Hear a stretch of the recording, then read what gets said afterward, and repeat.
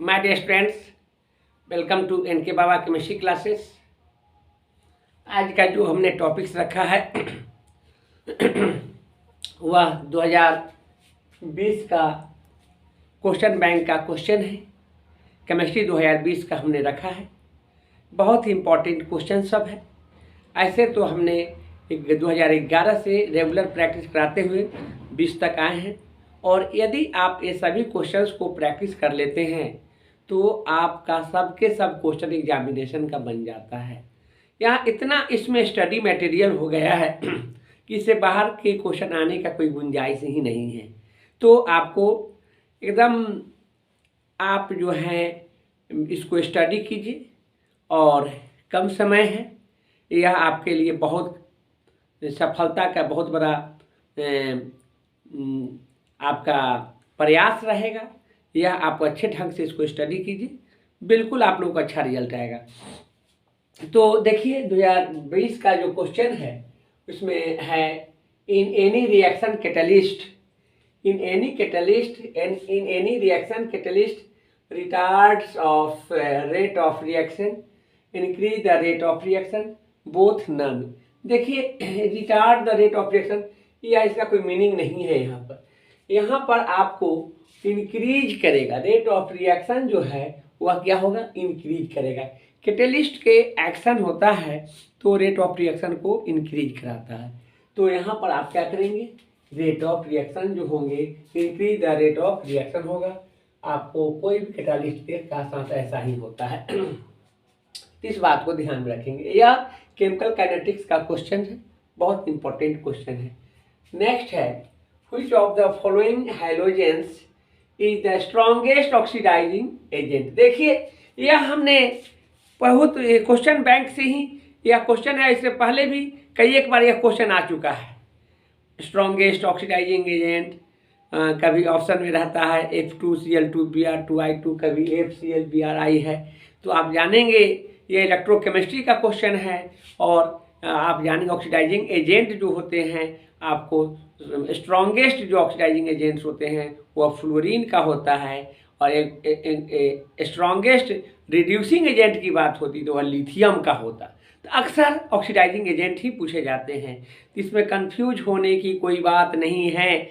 आपको halogen family के element में ही आपको फ्लोरीन का होता है। कारण यह है कि उसकी निगेटिविटी जो है सबसे अधिक है। Fluorine is the most electronegative element, so this example is strongest oxidizing agent. तो आप इस बात को जानेंगे, बार बार हम इसके क्वेश्चन में आया है, हमने बताया भी है, और याद ही रख लीजिए इसमें आपको कौन होगा, फ्लोरीन होगा, एफ होगा। नेक्स्ट है T half for the first order reaction is. यह आपको केमिकल काइनेटिक्स का क्वेश्चन है, और केमिकल काइनेटिक्स में आपको फर्स्ट ऑर्डर रिएक्शन का जो हाफ लाइफ रिएक्शन होता है उसका न्यूमेरिकल वैल्यू जो होते हैं वह 0.693 होता है, 0.693/K। लेकिन यहाँ पर ऐसा कोई ऑप्शन नहीं है, यानी आप वह जानिए कि उसके अप्रॉक्स में कौन है। तो क्या है, 0.683/K। बहुत सारे स्टूडेंट, यह बहुत अच्छे पढ़ने वाले स्टूडेंट को यदि यह इक्वेशन जो वैल्यू जो है वो याद होगा तो वह कंफ्यूज हो जाएगा कि वहाँ कैलकुलेशन करके आता है 0.693/K, और यहाँ है 0.8683/K है। तो वहाँ लगेगा कि ऐसा K हो गया। लेकिन आप जानिए क्वेश्चन सेटर ने जो क्वेश्चन सेट किया है उसी के रिस्पेक्ट में उसका आंसर एप्रोप्रिएट सेलेक्ट करना है। तो इसका आंसर क्या हो जाएंगे, आपको यही होगा 0.683/K। आप देख सकते हैं, इसको हमने पढ़ाएंगे भी 5 मार्क्स के क्वेश्चन में, इसको प्रूफ करके बताएंगे, और वहाँ पर भी आपको क्लियर हम करेंगे, लेकिन यही होगा इसका आंसर। नेक्स्ट है white and yellow phosphorus are. देखिए आपको पी ब्लॉक के एलिमेंट्स हैं और ग्रुप 15 है।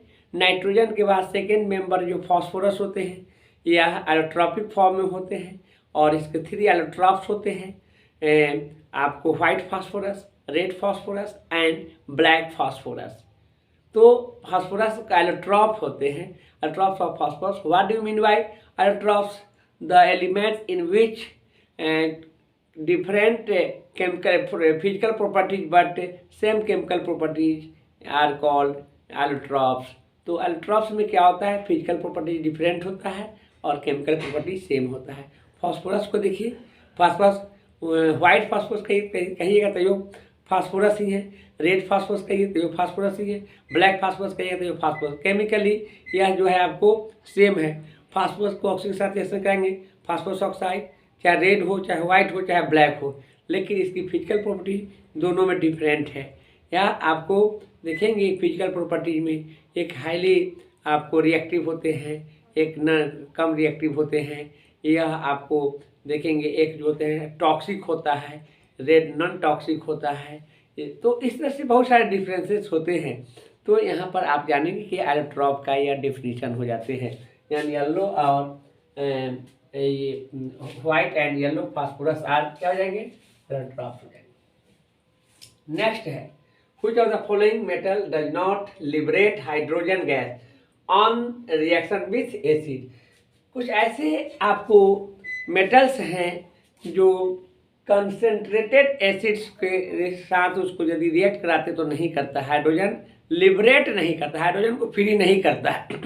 आप जानते हैं कि कोई भी एसिड होगा उसमें हाइड्रोजन होगा, और हाइड्रोजन होगा तो कुछ ऐसे मेटल्स हैं जो आपको रिएक्ट कराने के बाद हाइड्रोजन को फ्री नहीं करता है। तो वह कौन सा मेटल होगा? तो आप जानेंगे वह कॉपर है। क्या है? कॉपर है। Copper does not liberate on the reaction with acids.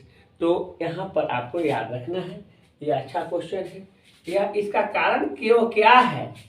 तो इलेक्ट्रोकेमिकल सीरीज में आप कॉपर का जो पोजीशन होगा वह आपको हाइड्रोजन से नीचा होगा, और जैसे ही हाइड्रोजन से नीचा होगा तो हाइड्रोजन जो है इसके साथ रिएक्शन नहीं कर पाएगा। हाइड्रोजन ही नहीं मतलब हाइड्रोजन और हाइड्रोजन के कंपाउंड्स जो भी होंगे वह आपको इलेक्ट्रोकेमिकल सीरीज में हाइड्रोजन से नीचे रहने वाले मेरे एलिमेंट के साथ वह रिएक्शन नहीं करता है, क्योंकि वह जूनियर हो जाता है। तो इस कारण से वह आपको रिएक्शन नहीं करता है। तो इसमें कौन है इलेक्ट्रोकेमिकल सीरीज में? इसका स्थान जो है हाइड्रोजन से नीचा है तो वह है कॉपर है। नेक्स्ट है identify phenol from the following. A में है फिनॉल, बी में है बेंजीन, सी में है 1,2 डाइहाइड्रोक्सी साइक्लोहेक्सेन, और डी में है आपको बेंजल्डिहाइड। तो फिनॉल की बात किया जा रहा है। ये alcohol, phenol and ether chapter है ऑर्गेनिक केमिस्ट्री में, वहाँ इसका हेडलाइन का क्वेश्चन है। तो फिनॉल का जो फॉर्मूला होंगे बेंजीन के साथ क्या होना चाहिए? OH होना चाहिए। इसका ये भी कई एक बार पूछा है हमने आपको, पिछले कई क्वेश्चन में, प्रीवियस क्वेश्चन में हमने इसको रिपीट भी किया है। नेक्स्ट है केमिकल एडजॉर्प्शन रिएक्ट इज। यह आपको सरफेस केमिस्ट्री का क्वेश्चन है। केमिकल एडजॉर्प्शन और फिजिकल एडजॉर्प्शन होते हैं। तो फिजिकल में एक जो रिवर्सिबल होता है, जो कि फिजिकल जो स्टेट होते हैं वह चेंज करता है, सॉलिड लिक्विड में, लिक्विड सॉलिड में, इस तरह से होते रहते हैं। लेकिन केमिकली जो है वह डज नॉट एक्सचेंज, और वह जो है आपको इसलिए इसे क्या कहते हैं? इरिवर्सिबल कहते हैं। जो एक बार प्रोडक्ट बन गया वह फिर बैक नहीं होगा, वह रिएक्टेंट में कन्वर्ट नहीं करता है, तो वह हो जाता है इरिवर्सिबल। तो आपको यहाँ पर केमिकल कह रहा है इरिवर्सिबल होगा, यदि फिजिकल एडजॉर्प्शन होता तो रिवर्सिबल होता। इसका बी होगा। नेक्स्ट है in the reaction N2 + 3H2 से 2NH3 + Q calorie if temperature increase then. देखिए यह आप फॉर्मेशन ऑफ अमोनिया है, और फॉर्मेशन ऑफ अमोनिया में आपको टेम्परेचर 773 और 200 ATM एटमॉस्फेयर, 200 ATM प्रेशर और आयरन की कैटालिस्ट के प्रेजेंस में यह आपको क्या करता है? अमोनिया का फॉर्मेशन करता है, और यह अमोनिया का प्रोडक्शन जो है वह हैबर विधि के द्वारा, हैबर प्रोसेस के द्वारा होता है। तो यहाँ पर आपको देखना है कि यह जो अमोनिया प्लस जो टेम्परेचर जो Q कैलोरी है, इस टेम्परेचर इंक्रीज देन, किसके कारण टेम्परेचर इंक्रीज करेगा? तो फॉर्मेशन ऑफ अमोनिया क्या बना, NH3 अमोनिया बना। अमोनिया के फॉर्मेशन में इसका ये होता है। नेक्स्ट है इसमें formation of NH3 decrease, no effect formation of NH3 और नहीं, इसमें होगा फॉर्मेशन ऑफ NH3 इंक्रीज। यहाँ पर आपको अमोनिया का फॉर्मेशन में इंक्रीज करता है टेम्परेचर। नेक्स्ट है CONH2 group is known as amide है। CONH2 क्या है, एमाइड है।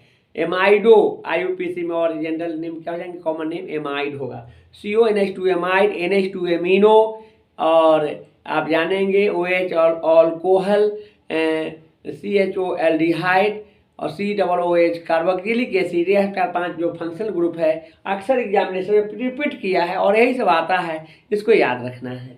तो इसमें आप देखेंगे कि यह हो जाएंगे आपको एमाइडो ग्रुप हो जाएगा, बी हो जाएंगे।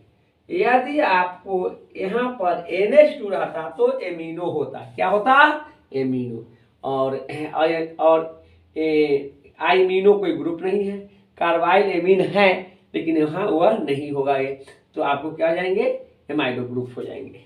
नेक्स्ट है formula of oleum is. Formula of oleum is, यह आपको सल्फ्यूरिक एसिड के प्रिपरेशन में कॉन्टैक्ट प्रोसेस, जो सल्फ्यूरिक एसिड का प्रिपरेशन होता है, मैन्युफैक्चरिंग होता है, वहाँ पर इसका यूज होता है। और ओलियम जो होते हैं H2S2O7, H2S2O7, ये 2014 में भी पूछा है इसका फॉर्मूला, यहाँ पर भी पूछ दिया है। और देखेंगे तो और एक आध दो जगह पूछा हुआ क्वेश्चन है, तो यह बहुत पॉपुलर है, इसको ध्यान में रखना है। और इसका आंसर हो जाएंगे H2S2O7, ये आंसर हो जाएंगे। नेक्स्ट है which of the following oxide is reduced in blast furnace. यह मेटालर्जी से लिया गया क्वेश्चन। ब्लास्ट फर्नेस आएगा होता है रेफ्रेजरेटरी फर्नेस, रेफ्रिजरेटरी फर्नेस। तो ब्लास्ट फर्नेस में आयरन ऑक्साइड होते हैं और रेफ्रिजरेटरी फर्नेस में कॉपर के ऑक्साइड होता है।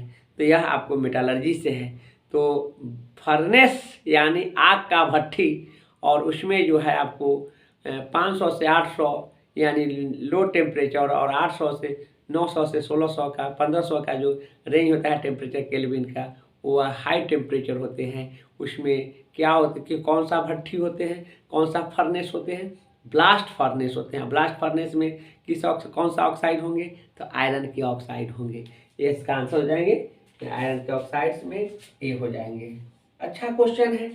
तो इस तरह से आप जो है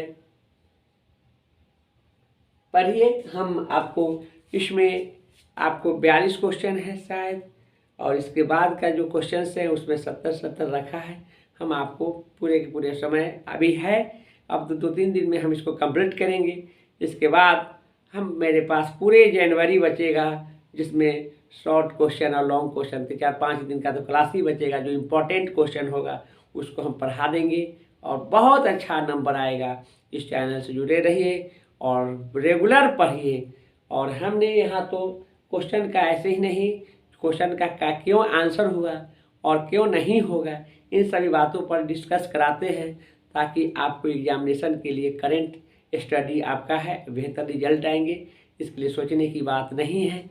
और इतना ही नहीं, हम बायो भी करा रहे हैं इस चैनल से, पर कुछ स्टूडेंट का फिजिक्स की बात भी हुई है, तो उसको भी हम करा देंगे। लेकिन आप लोग अपने से स्टडी करते रहिए फिजिक्स का, और केमिस्ट्री बायो तो एकदम परफेक्ट है ही, रेगुलर पढ़ा ही रहे हैं, आपको अच्छा रिजल्ट आएगा। और ज़्यादा समय हम तो लेते ही नहीं हैं, 10-12 क्वेश्चंस का प्रैक्टिस रेगुलर करा रहे हैं। और इस तरह से आप करते रहिए और अच्छा रिजल्ट लाइए। एक बात और मैं कहूँगा कि मैं आप लोगों के लिए काम कर रहा हूँ, और आप लोग भी मेरे चैनल को के प्रति आप लोगों को जो है अट्रैक्ट होना है। यह चैनल को जितने आगे आप लोग बढ़ाएंगे उतना ही हम भी काफ़ी खुश रहेंगे, क्योंकि मेरा भी एक ही प्रयास है कि हर घर शिक्षा अभियान, जिसमें हर घर को विद्यार्थियों को हम इस चैनल के माध्यम से जोड़ना चाहते हैं। वह कब जुटेंगे, जब आप लाइक करेंगे, शेयर करेंगे और सब्सक्राइब करेंगे। यह आप लोगों का फ़र्ज है, आप लोग ज़रूर कीजिए। और मैं आप लोगों के लिए रेगुलर चैनल पर है भी, किसी भी परिस्थिति में हम आप लोगों से दूर नहीं रहे हैं, लेकिन मेरा इस प्रयास को आपको आगे बढ़ाना है। विद्यार्थी हैं तो टीचर है, विद्यार्थी के बल पर ही टीचर की पहचान होती है। और आप लोगों ने मुझे बहुत आगे तक इस चैनल पर आप लोगों ने ये किया है, आगे बढ़ाया है, क्योंकि यह तो विदेशों में भी अब चल गया है। तो यह किसके देन है? आप लोगों का देन है। और मैं चाहूँगा कि इसको रेगुलर और पॉजिटिवली इसको आगे बढ़ाइए, ताकि आने वाले नेक्स्ट बैच में जो आपके छोटे भाइयों लोगों को पढ़ाने का, मुझे भाई बहनों को पढ़ाने का मुझे मौका मिलेगा, तो और मैं एनर्जेटिक होकर के पढ़ाते रहूँगा। तो आज के लिए हम इतना ही रखते हैं। इसको आप लोग रेगुलर और बढ़िया से पढ़ते रहिए।